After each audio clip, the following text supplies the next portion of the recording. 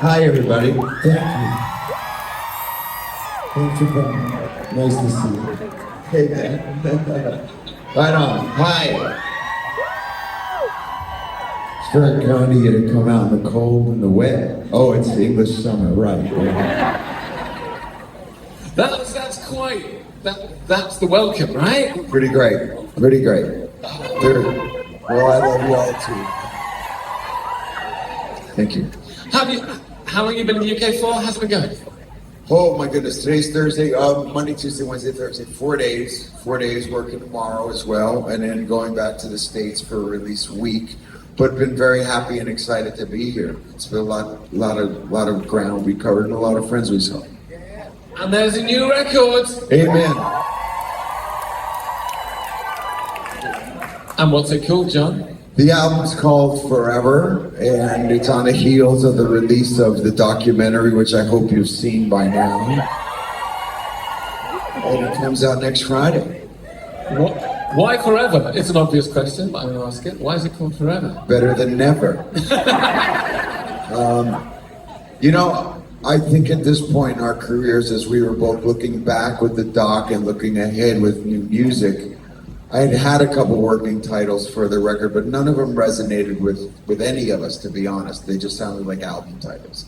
And when I suggested this, which we had seen before, you know, with signs in the audiences and stuff, the band sort of got it. You know, as we were sitting here looking back on the 40 years, you only get one 40th anniversary, and who knows if we'll be alive at our 50th. So you sort of wanted to embrace this moment and realizing the songs are going to live long after we're gone. So they're going to be here forever now. And that's not wrong, and that is not wrong. So, well, happy birthday, babe. Then you'll be 21 and able to drink, or 18, right? So the doc, I mean, everybody loves the documentary. It is. Thank you. I'm proud of it. It's a beautiful piece of work. Did you get involved in the edit? Were you kind of like overseeing it? Because it's raw in places, isn't it? Well, it's a lot of emotion in it, and everybody had their chance to sit down with Gotham on more than one occasion, past and present members of the band, to tell their truth, which was very important to the story. And also, I did not produce, I did not get involved in the edit. Really? No, I did not. And the reason simply was I didn't want a vanity piece. And even he tricked me at one point, to be honest with y'all. I had suggested that we all get into a room together, all of us, and talk about things that have happened. And the director kept guessing me, because it's a great idea, and then it was done. And then when I saw it, that he had interviewed everyone individually, and everyone told their truth. Yeah. Even if it's something that you don't recollect, I am not offended by any of it. Because in truth, that's your story. Stick to it. I'm good with that. And so he captured everybody's truth, and I think that it's the right thing to do. Because normally in these situations, an artist to be like, yeah, cut that bit out, I don't like that outfit. And it's you true. know, I it's was true more to you. focused on both my health and the new record. That it wasn't my job. I'd hired him and I had to stick to the plan. And so I'm good with it. I have yet to see the finished product. And I don't think I have any great desire to sit through it, because I watched the band watched one assembly late last year. I'm going to guess it was 85% done at that time. But I know the outcome. So the ending. And so that was enough for me. It belongs to you now. So with the new record, like, everyone always believes the record they're making is the best record they could possibly make, right? Sure. But this is a strong collection of songs. Was there a moment when you were like, I don't know, halfway through, and you're looking at each other going, yeah, this is a good one? Truthfully, like you just said, every time you make an album, you think it's the best work you could do, because you wouldn't put it out otherwise. Sure, yeah. You're as proud of it as anything you've ever done. with this collection of songs, not only was I thinking it, but others were saying it. So I think that I can, with conviction, say it's by far the best record we've done in the last 20 years. And a lot of that was just simply the return to joy. And look, COVID was something we all lived through. I didn't get to see y'all. We were all at home, you know, baking cookies and making friendship bracelets. And I had become the narrator in a topical record. And I loved the outcome of that as a writer, but it wasn't a joyous record to make. It was me being a narrator in a very difficult time for all of us. It was something we all lived together. This House Is Not For Sale was a statement. And in 2016, it was going to be the first band record I did without Richie in the band.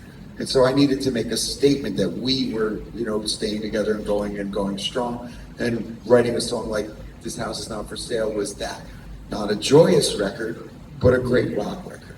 So post the surgery, during the process of putting the doc together, getting ready for the 40th, it was a return to joy.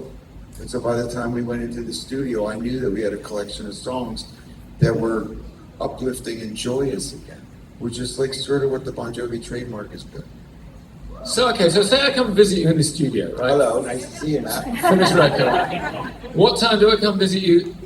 Paint a picture of one. I open the door to the studio. What do I see before me? Coffee. Okay. Because it's an early day. I'm a morning guy. Okay. You know, sometimes the guys like to work through the night, and if this was truly a democracy instead of a dictatorship, then it would have been done. If it was David, we would be night owls. And I tell Dave, you know, by the time you're getting ready to go to bed is when I get up. So I like to work at noon. And to me, that was the way the Beatles did it. You went to work at noon and you made your coffee and you went in the studio and you did your thing. So that by dinner time, I'm ready to go out and have a drink and have dinner and talk about the day's work and then go out and have a life and then come back to work. So if you were to come to the studio, like noon would be a start time. And we go to 7, 8 o'clock, call it a day. Okay. Is it quite an intense environment? No. Okay. It's very comfortable because we've never not gone into the studio unprepared. We'll always write 30 to get to the 12. Really? Always. Every record. That's why there's such an abundance of B-sides and unreleased material over the years. Is we've always written batches of 10. You get 3 batches and then you think you got an album. That's always been the way it is.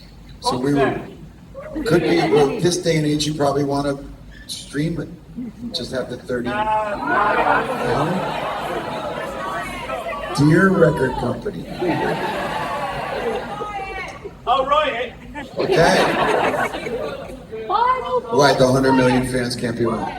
When we did the archiving on this project, I've honestly stumbled on 30 or 40 songs that I'd forgotten about. Wow. Yeah. So some of you guys know Cadillac Man a little bit, or you've heard it once or twice.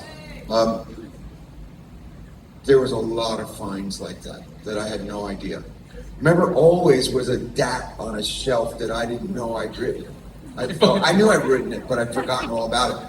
And an A&R guy came to the house, put that DAT in the machine. He goes, you know that's a smash hit song. No. How can you forget about a song like that? Well, I didn't. It was like the way I'd recorded it the first time for a film was not the way it ended up on the record. And this A&R guy named John Kalodner heard it. He goes, you know that's a smash. I go, oh, okay. So we recorded it and put it on Crossroads. Of course, it's one of the biggest selling songs we ever had. So we have a lot of that that'll come out at the end of this run. So, the new record, you've heard some songs off the new record already, right? Do you like them? I do. So we got something kind of special for everybody, haven't we, tonight? Yeah, because the folks said, oh, just play Legendary and Living Proof. I said, everybody's heard Legendary and Living Proof. So if you don't mind, I'd like to play you at least 3 more so you get a taste of it. So knowing that Legendary sort of is the calling card of the messaging in the record, the letter to you to say thank you. Living Proof is a big rock song that sets the tone, the return of the talk box, and a big Bon Jovi chorus. So if you will allow me to indulge myself, I'll play you three more. And this is like exclusive. These. Well, it will be until all of their phones are. The good news is I hope you like the record as much as we do. So this is basically, with the exception of one song that I'm not going to get to, this is just side one. So now you've heard Legendary and Living Proof. So this is a big rock song. Imagine me in Hyde Park singing this to you, but it's called The Walls of Jericho. The Walls of Jericho, the religious connotation is that the people walked around the wall until the walls came crumbling down. And it's that power of you guys and this band for 40 years, generationally, has given me the opportunity to sing you these songs. And we have transcended everything that everybody ever expected of us. Anyhow, this is one of those big rock anthems I thought I'd play for you. It's called The Walls of Jericho.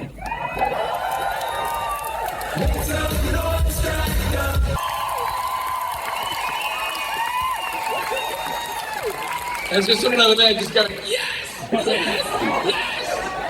Well, thank you. You're gonna see me doing my old white man dance up there. I can see it now. So it's that kind of album. It's just that kind of record. Your voice sounds good on the record. Thank you. Thank you. Look, what you see in the film was shot 1 and 2 years ago, so I'm well on the road to recovery. I'm not quite there yet, but you know better than to count me out. I'm not going anywhere, so look at it.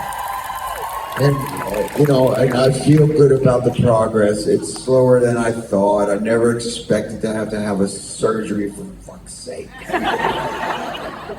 But singing on the record, if I had to sing the record again tomorrow, I would sing it better than it sounds. And it sounds pretty good, because that was 6 and 7 months ago. So I'm further along. It's just, I just want to be great for y'all. So it's got to be right. Because we were talking about this, the big London shows that you've done. Like you've kind of almost sort of changed the face of big gigs in London, because the big Hyde Park shows, the big shows in the park that we get like every year now. Right. That's kind of down to you guys. Yeah. Sort of. I'd like to make sure that it stands up to what we've done there in the past. If I go in there, I want to make sure that it's. Remember, we started that thing in 2003. When we got a license to play there, all I knew growing up was the night of the proms, and of course I knew when the Stones played after Brian Jones had passed. Yeah. So I had gone to our office and I said, I want to play the Park. And then the Park said yes.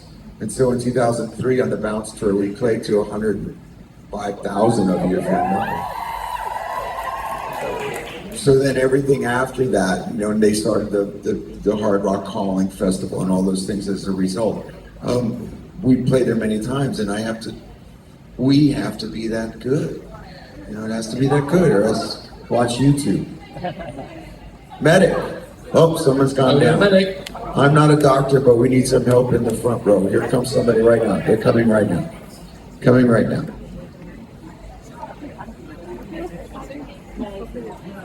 Not good. Here comes help. That was quick. Yeah. Thanks for your patience, guys. Just to make sure. Sorry about that.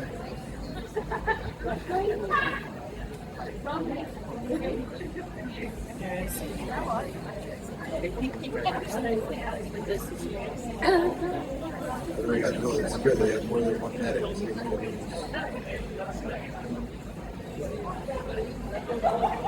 Yeah? I can't see who it is. It's okay? Then we've got thumbs up, we're okay? We got thumbs up from everybody? No? No. Need some water?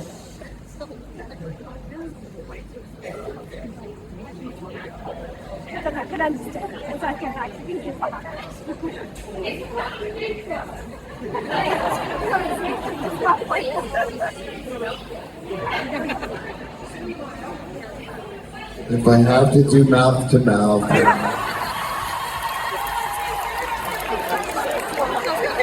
Trying to make light, because she gave me the thumbs up. I'm just trying to make light.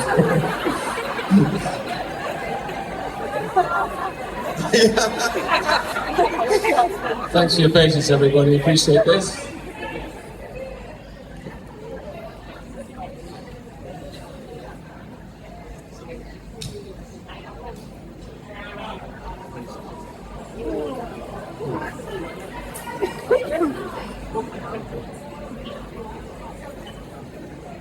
How are you doing down there?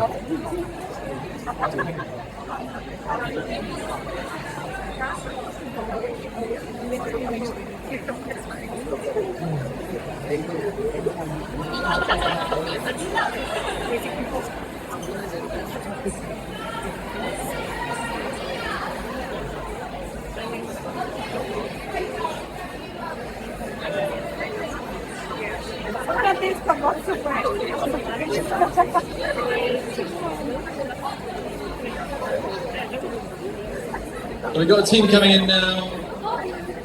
So once again, thank you for bearing with us. I'm going to make sure everybody's totally okay before we carry on.